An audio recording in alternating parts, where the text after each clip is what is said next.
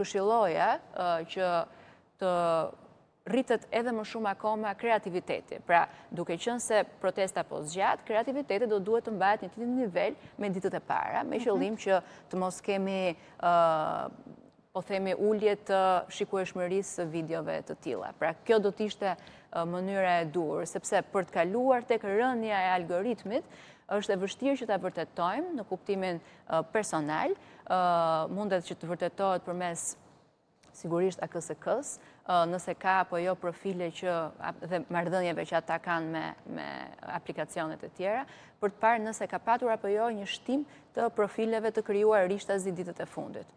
Vetëm në këtë lloj forme mund të kuptosh se çfarë ka ndodhur konkretisht me shqetësimin e disa influencerave në Instagram apo TikTok. Këtë ne bëjmë vetë individualisht apo duhet një ekspert për të parë dhe nëse?